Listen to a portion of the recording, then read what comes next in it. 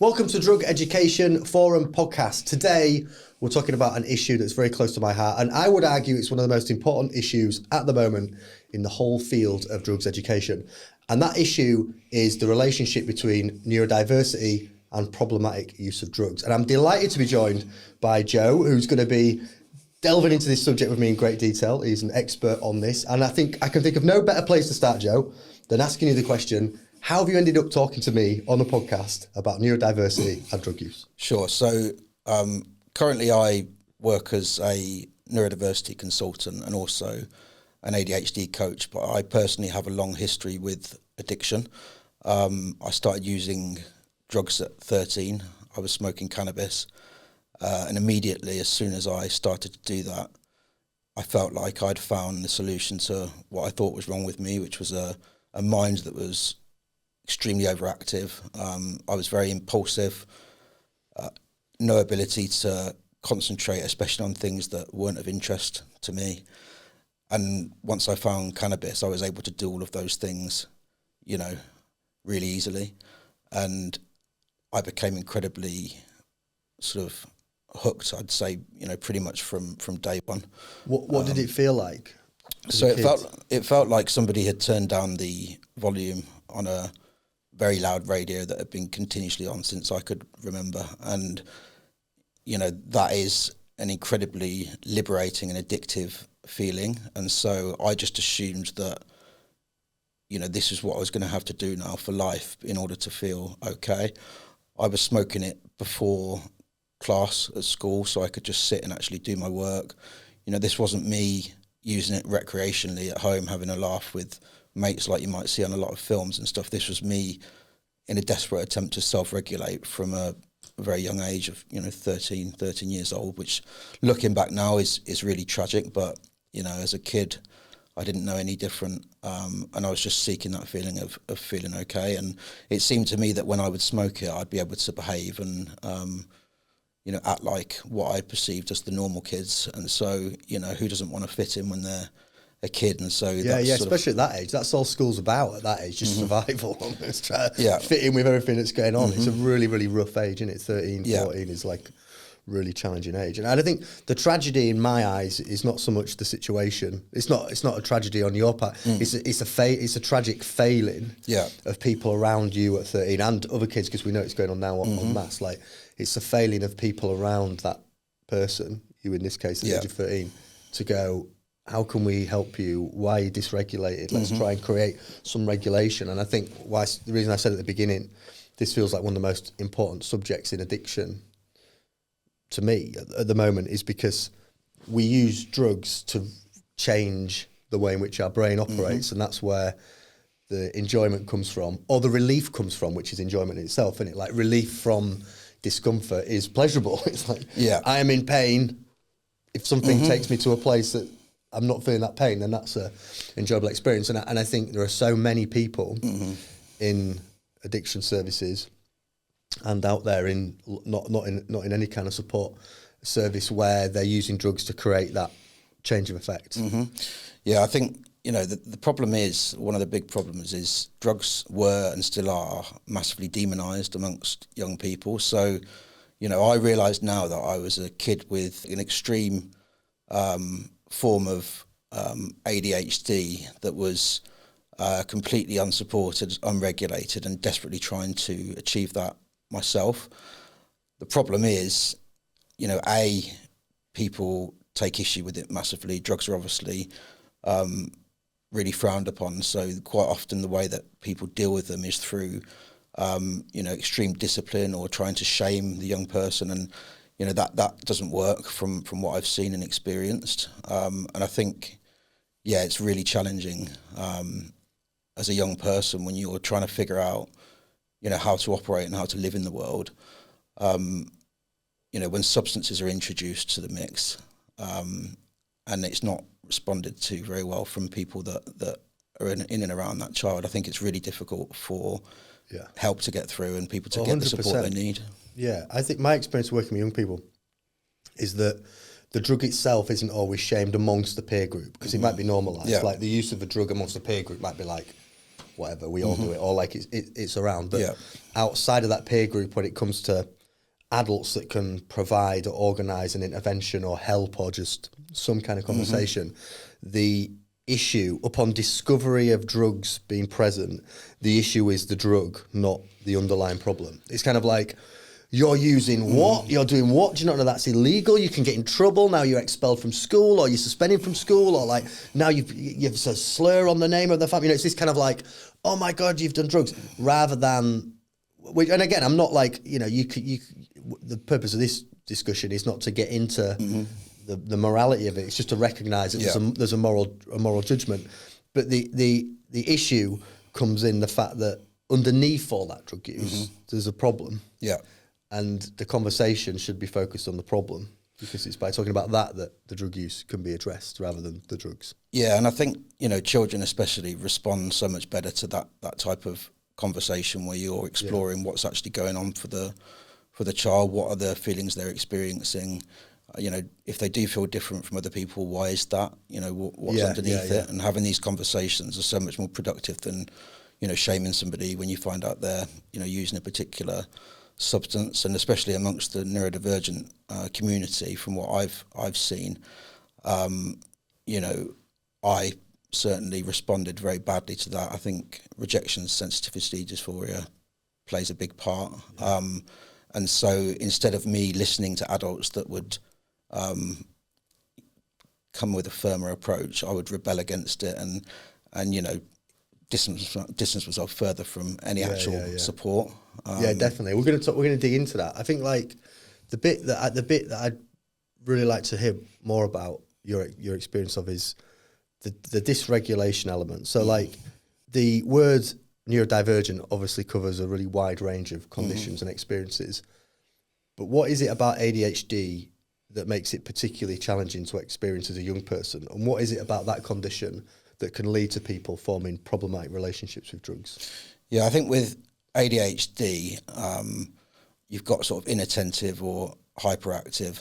And, I think with both, all forms of ADHD, from people I've met, worked with, and my own experience, there's a real feeling of not being able to sit within yourself, and that sort of hyperactivity, the impulse, and also people with ADHD, and this is absolutely crucial, have a much lower baseline dopamine production level than neurotypical individuals. So essentially, they're not producing as much of the happy chemicals.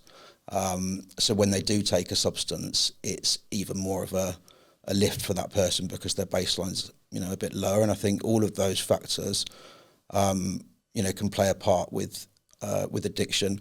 Other things like RSD, which we've mentioned, can come into it as well. For me, that was really crippling, and substances were a way to soothe that. So I think all human beings want to feel that sense of homeostasis where things are in balance physiologically, and I think that's not just adults but children as well. And I think with ADHD, so often it can wreak havoc in so many areas of people's lives that they do become and feel very, very dysregulated, and so they seek comfort in things that can change that mood state. Yeah. I think that's a really good explanation for the number of ways in which the condition can manifest itself and lead to problematic use of drugs. There is a real sadness, I guess, in that lack of dopamine, the lack of dopamine point, because, I think a lot of the time when professionals, adults look at kids that have ADHD, there's a stigma that comes with the condition as well, and it's kind of seen as kind of like, oh, he's just lazy, or just can't concentrate on anything, or just easily distracted.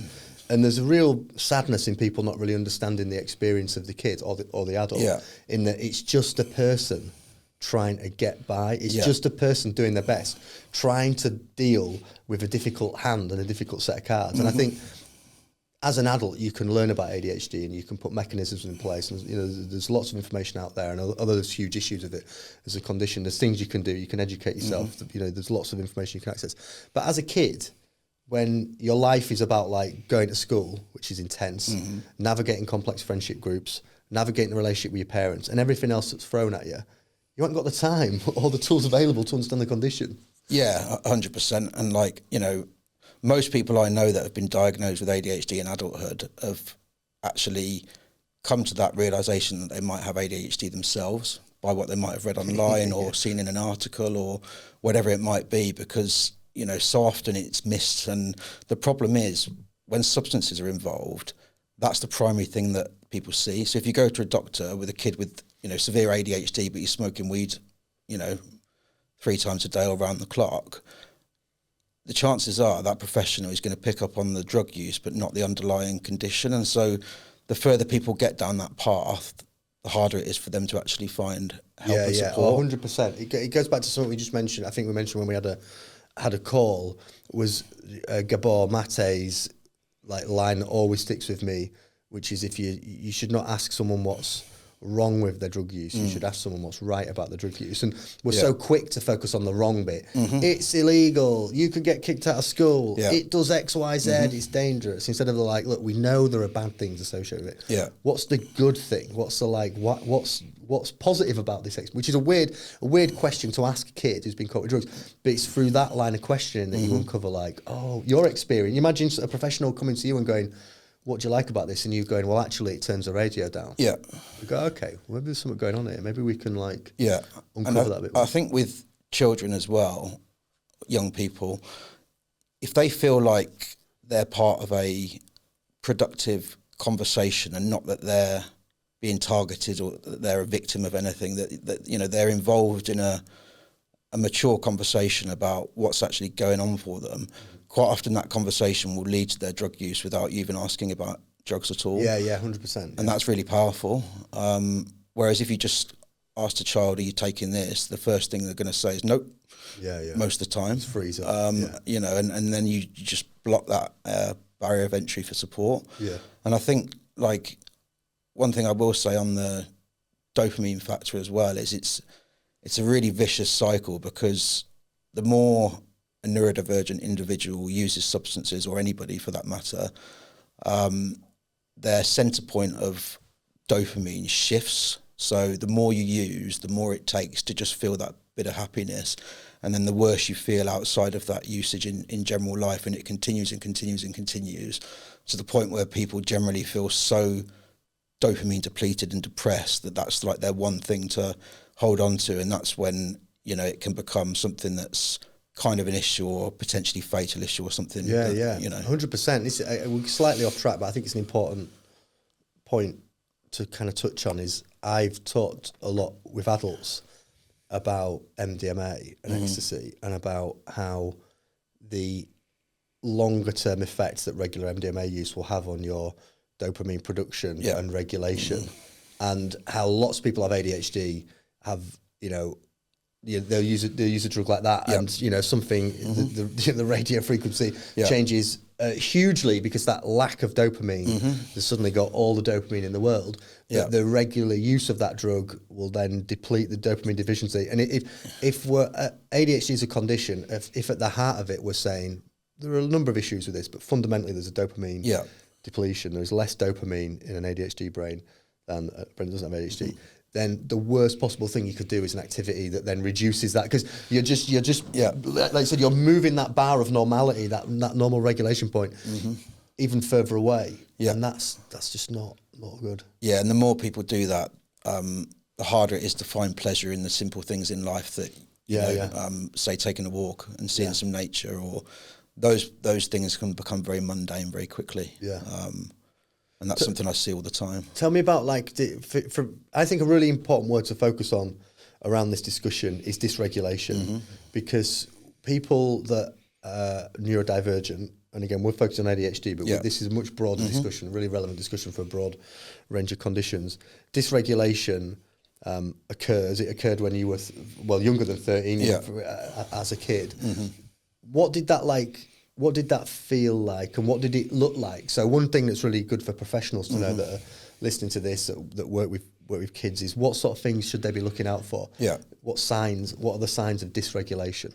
So there's a stat that's pretty prominent in a number of well-respected sources, that neurodivergent ADHD, specifically ADHD, children with ADHD receive on average 20,000 more negative comments growing up than neurotypical children. Hang on, 20,000? 20,000, yeah, throughout their childhood. And said things that are said to them? Yeah, so like, why can't you do that properly? Why aren't you concentrating? Joe, why are you looking out the window like that? Okay. Like, why are you always so like out of it, you know? Yeah. And the number that is often floated around, you can Google it, it's pretty widespread, is you know, they're exposed to 20,000 more negative comments throughout childhood. And I think, you know, that really has a big impact on any young person. And I think, like, when it comes to dysregulation, I would describe it personally, for me, as just this feeling of being out of whack in all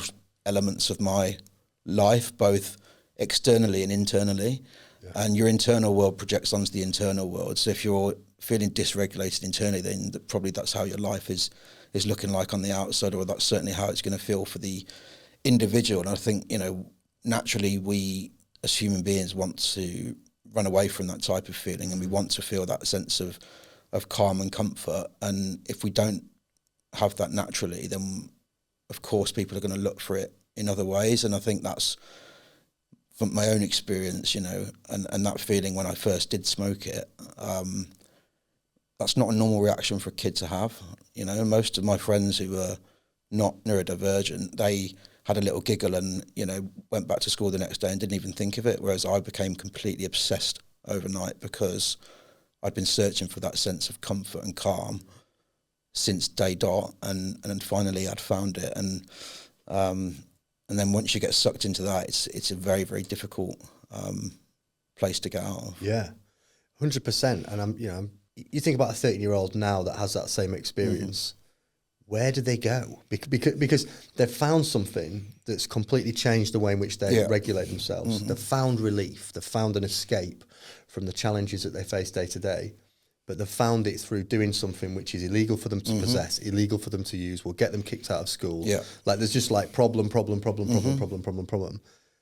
What does a kid do? Because what does that conversation even look like with a professional? Yeah. Oh, good news! I've found a way to regulate my brain.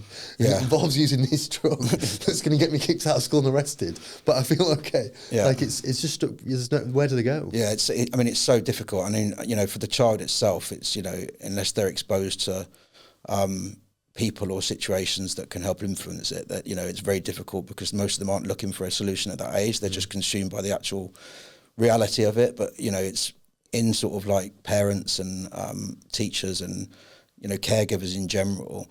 You know, if you tell or explain to somebody who works with young children who are neurodiverse, who might be struggling with addiction, or a parent of a child, for example, if you were to say to them, look, like, your kid's a druggie, what do you think of that? Their immediate reaction is going to be really defensive, and that's probably the same sort of direction and the same sort of way that they'd be speaking to their child. But if you actually explain to the caregiver or adult, you know, this is a child that is doing this to self-regulate and to feel okay, the whole conversation moves from a sort of one of sort of control and discipline to one of like understanding and openness. And I think trying to create those environments in all walks of society is the best possible chance that we've got. Yeah. Obviously, better education for young people around this stuff is crucial. I do quite a lot of free talks in schools around addiction, ADHD, my own experience, because I know there's a lot of kids out there who need to hear that message. And if I was a kid, I would have loved to have heard that from somebody, because it would have made me feel so alone. Yeah, those sort of messages really change. And I think the other message, and an important thing for us to just kind of touch on, I guess, and be really clear with people that are watching or listening, is that cannabis isn't the way for young people to deal with ADHD in any way, shape or form. Yeah. And there are loads of ways to regulate yourself. And it's not kind of like, wouldn't want anyone to listen to this and think like, oh, cannabis is the answer for you. No, it's not the answer in any way, shape or form. Yeah. The answer is to find ways and things that create regulation. And that's almost like, that's another chat. That is absolutely achievable. Yeah. It's more, what we're highlighting is kind of like the situation, ultimately for that young person and your experience, you take that, it create, you know, you do X, it causes Y, and you just think, oh wow, where do I go from here? But there are ways out there to regulate a young person outside of, obviously. Yeah, but I think even when, you know, children or young people are diagnosed with, let's say, ADHD, for example, they're not warned about their extremely high chance of developing an addiction, and not told about the stats in terms of how many people with ADHD. It's 4 to 5 times the general population. It's not like it's slightly it's more. A crazy it's stat. Massive. And I think the bit that gets lost with that as well, because I think about my own experience of like feeling dysregulated. The way in which I dealt with that with a kid was through obsessions with particular activities that a lot of people would have looked at and just gone, there's nothing wrong with that. Yeah. But it was like playing games, playing video games, playing computer games. I spent ridiculous amounts of time as a late teenager, well, probably at the age of like 23. Yeah. 24, okay, maybe later. Like just obsessing and playing loads and loads of computer games. A lot of people see that and think, well, you're not hurting anybody. You're chatting to friends, you're doing X, Y, Z. But it was a way of creating regulation. It was a way of just shutting everything else down. Yeah. So you're only focused on that. But that sort of thing is much more normalised, versus the stigma that comes with using a drug. Yeah, but often just as damaging, really, to the individuals that are. I've come into contact with, let's take video games, for example, with individuals that have used games to self-regulate to the point where they, a year or two down the line, don't leave their room at all, have no social interaction whatsoever, get anxiety, depression, all the things that you get from drug addiction as well, just through another thing. So, like, drug addiction is obviously tied to a substance, but addiction can come in the form of behaviour just as often, 100%. It can be just as damaging for people, and that's also worth recognising as well. Like, for like parents of neurodivergent children, for example, like it might not, they might not try and regulate through illegal substances, but actually, through something, like gaming, and there's nothing wrong with gaming. But there is a problem if it takes over your whole life and makes you horribly depressed and not want to do anything. 100%. Yeah, that's the nuance of addiction. Is it's when I was working in treatment services, that was like, and when I was doing all the training I've done over the years, it's a really common question is like, what's an addiction then? Because like some people drink and it's fine, and some people gamble, some people have a drink. There's all these different activities that people take part in, but only a small-ish percentage have an addiction. And I would always describe it as like, if you want to check that you're addicted to something, write down on a piece of paper the 5 most important things in your life to you. And it's normally write family, friends, job, health, whatever. And then go for each of those, look at the activity and see how it interacts with that. And just take 5 minutes going, right, so family is number 1.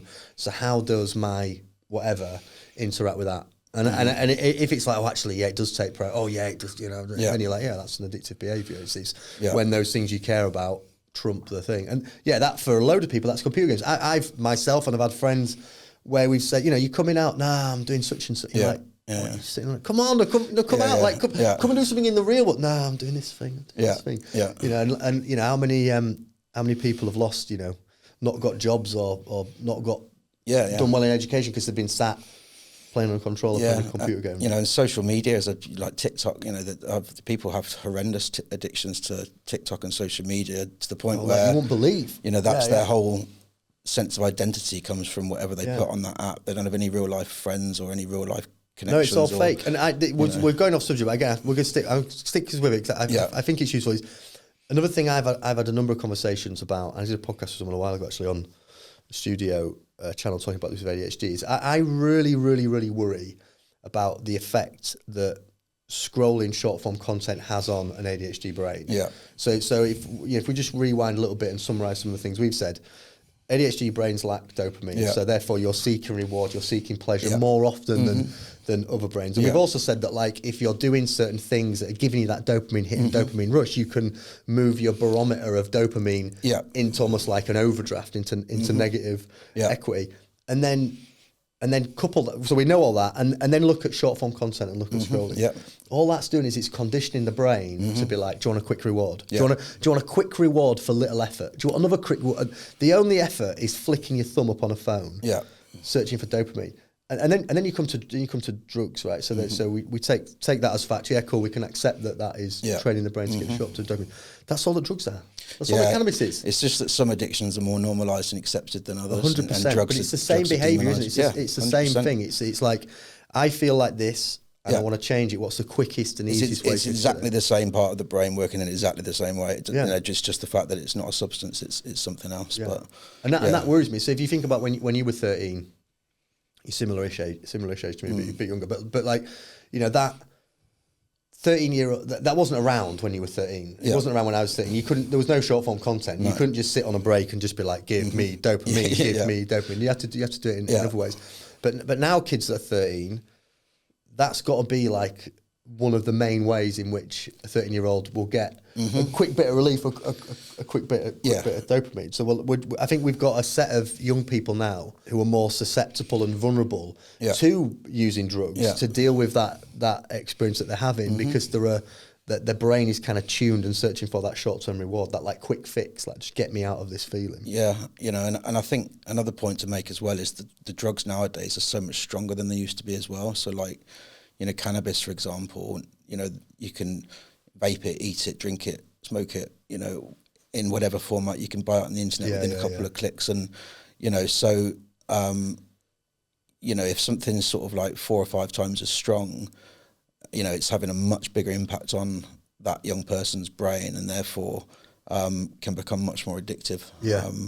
Way That's a great point. I've not thought about the diversity of ways in which people use cannabis now and a drug, because when I was a teenager, there were absolutely people that use weed at school. There were 100% were, but the process of doing it was, you had to be, it was quite laborious. Someone's got to roll a joint. It's not got you got to smoke it somewhere that no one can smoke it. You're then going to smoke. So there's lots of like, oh, this is a bit risky. Whereas like vaping, completely different. Edible, completely different. So there's a real diversity of use. And if you look at all those packets of like the edibles and the vapes and stuff, they're all designed targeting children and young people, which itself is a massive issue. But that's we could do a whole episode. Don't open that one, Joe. Jeez, don't go there. What can we do about this? And so I guess what we've done so far is we've kind of like outlined why there's an issue, why this is a problem, and it's an important conversation in the field at the moment. We talked about like dysregulation, what that kind of looks like and feels like. What do we do about it then? So like, what can professionals do that work with young people who might be experiencing this? So what I would say, some things that really, really help, and there's no one size fits all for this.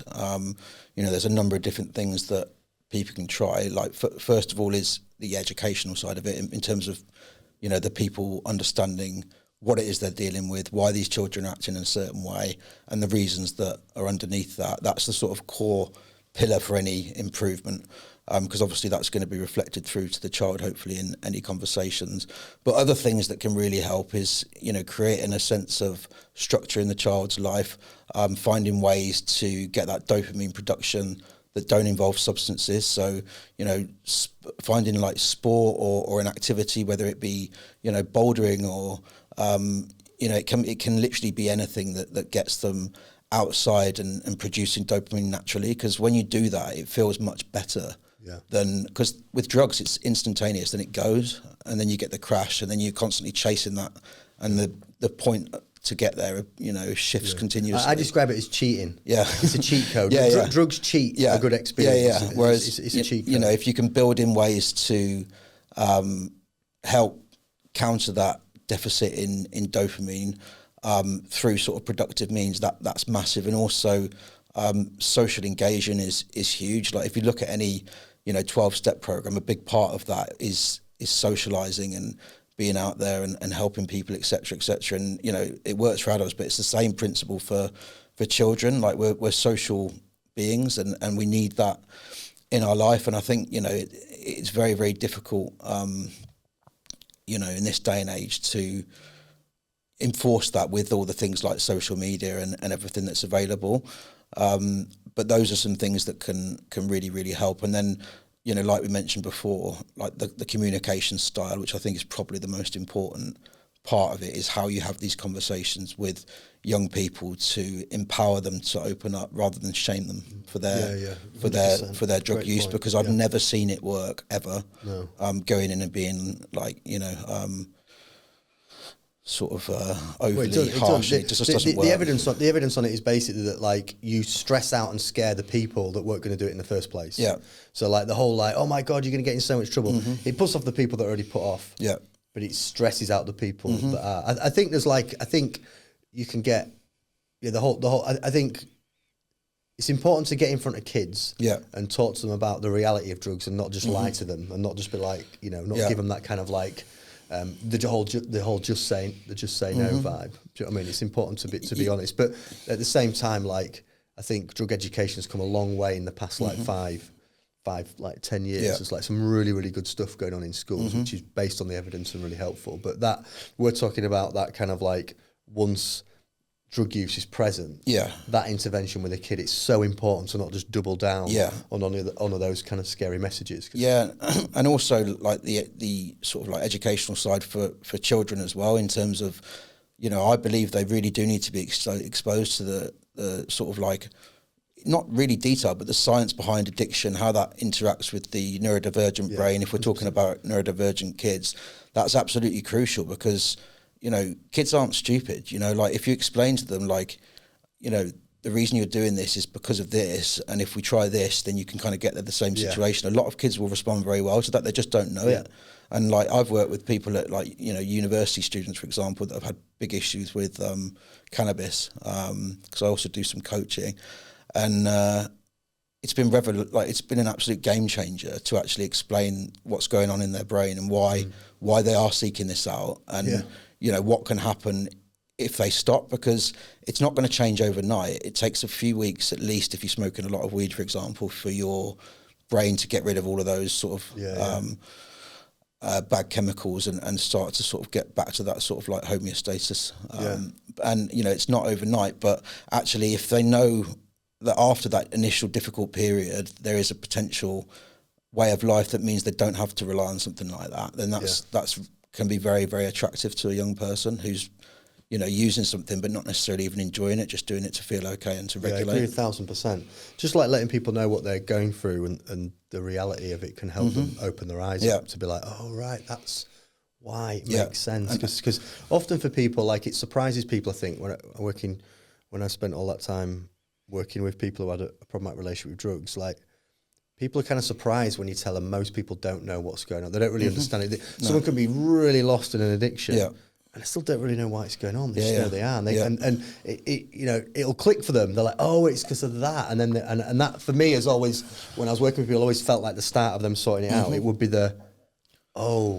it's because of that. I'm using the drug because of that experience. And that doesn't solve the problem, but it's the start. It's that first step in being able to sort something out. And we don't do that enough, do we, with kids? There's not enough of a conversation saying, if you're neurodivergent, these are things you need to look out for. This is why people do this. This is why some people do that. Yeah, and I think, a lot of parents as well are almost afraid to tell other people or admit that their child has got a problem with they're using 100%. Something. And I think that is also a massive barrier to people getting the right support and help, because if there's that sort of shame surrounding everything within the household, that child is just going to take that shame on themselves, and that's how they're gonna be.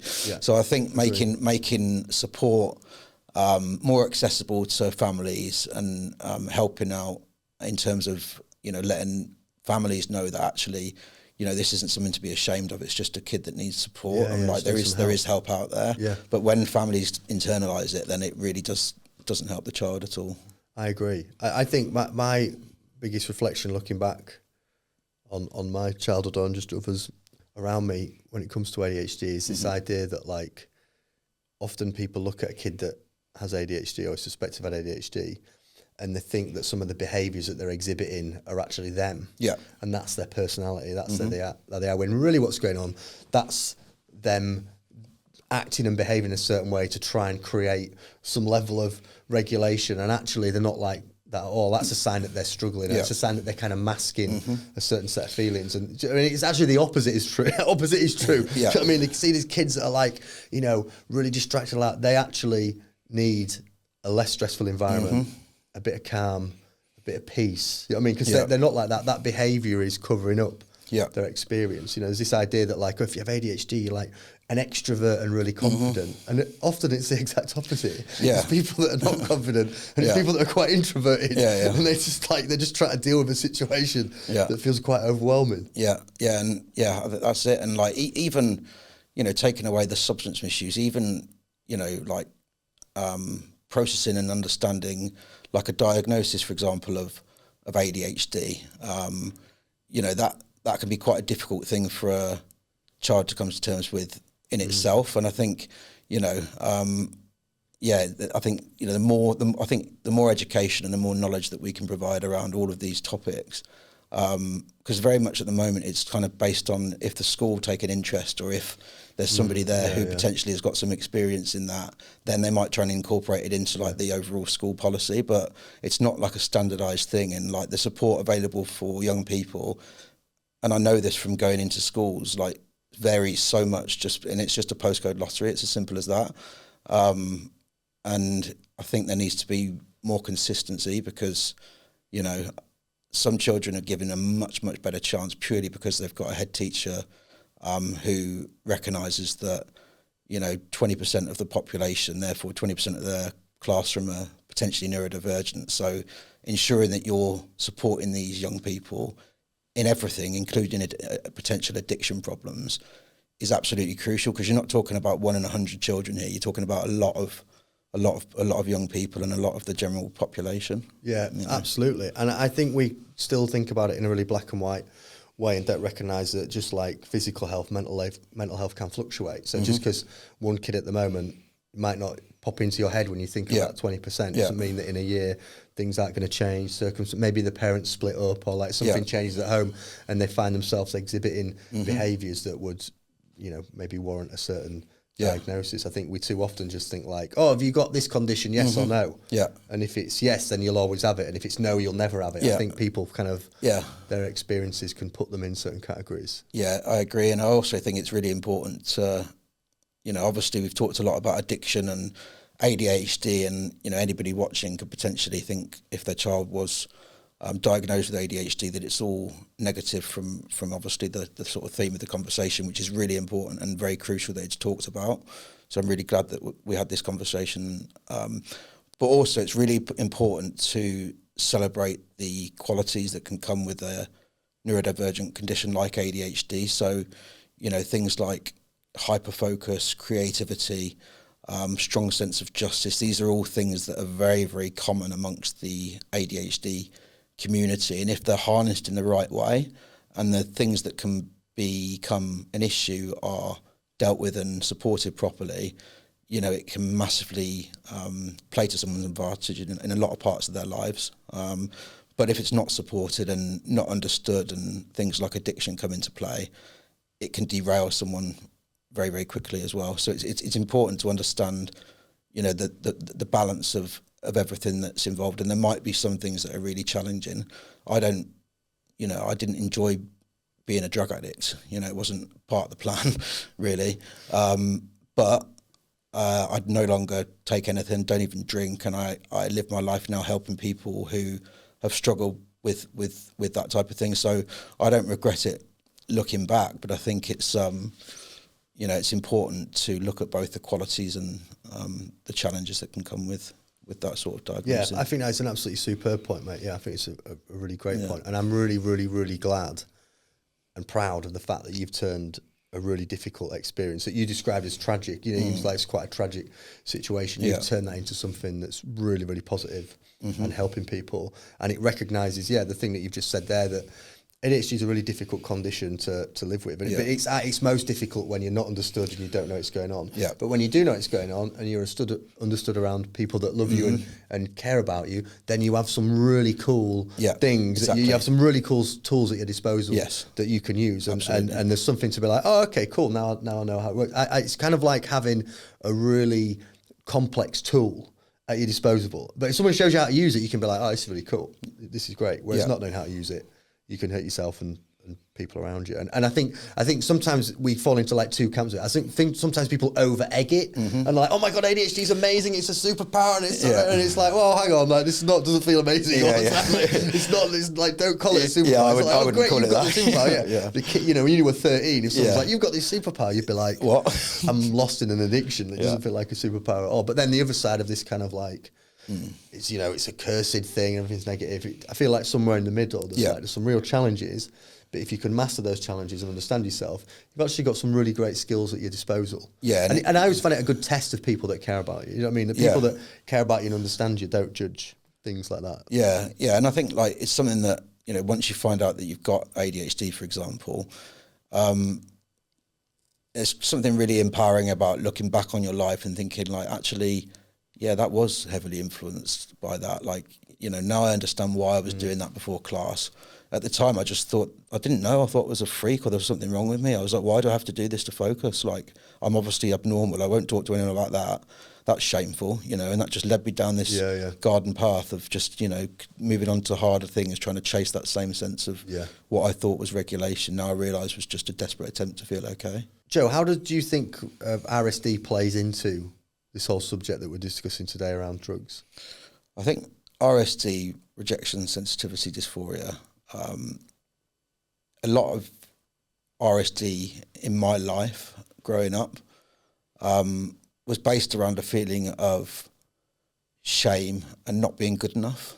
And I think, you know, it's essentially, to describe what it means, it's a extremely heightened sense of rejection to either real or perceived threats in the world. So not necessarily things based on reality. Quite often it's just things in our own mind and emails. Well, you know, like, it could be. I find that you know, it goes even more than that. So like, I remember being like 8, 9 or 10 years old, and there was a girl in my year at school. I think she fancied me. I kind of fancied her.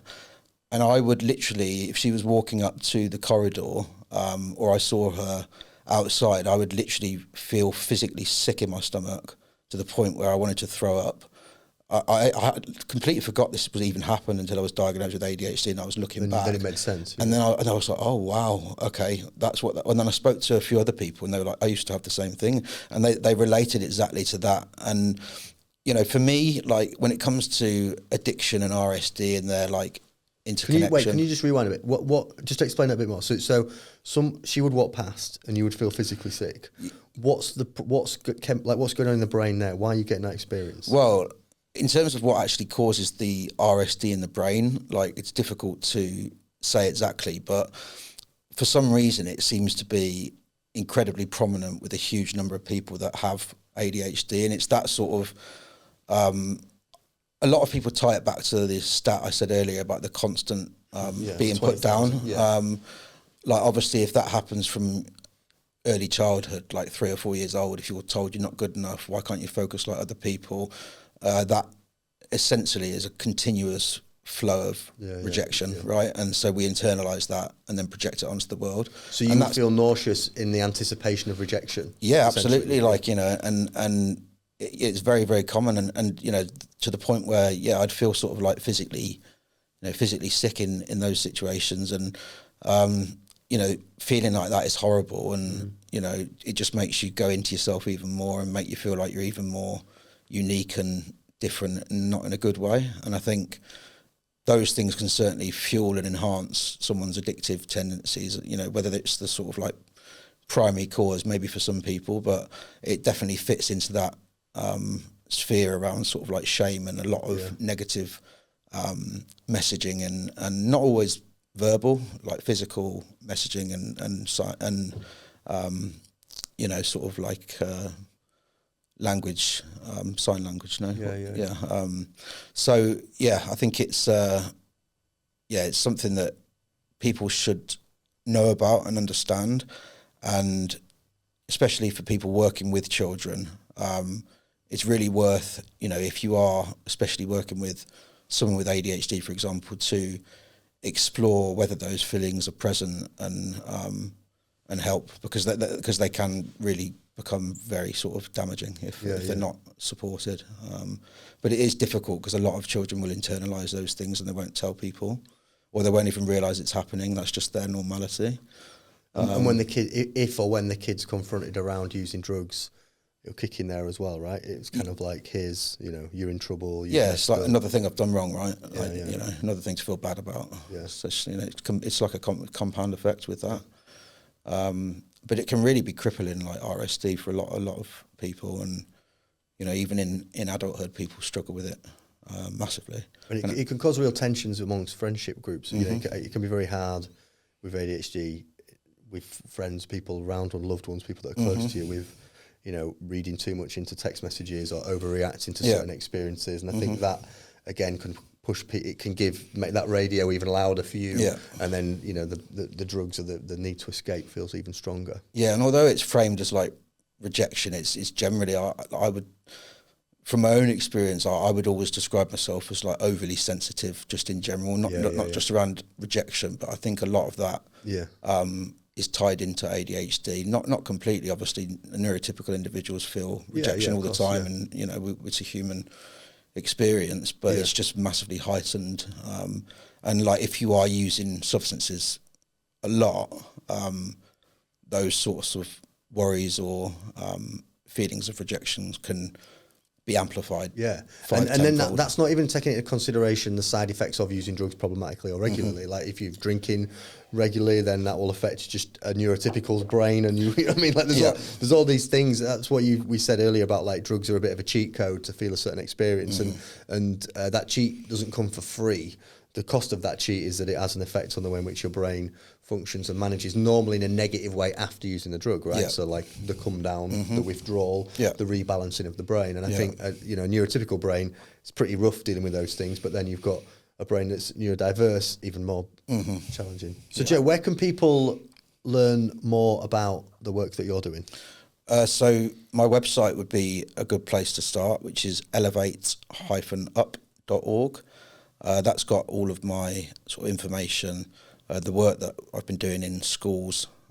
If anyone works in education, they're completely free of charge.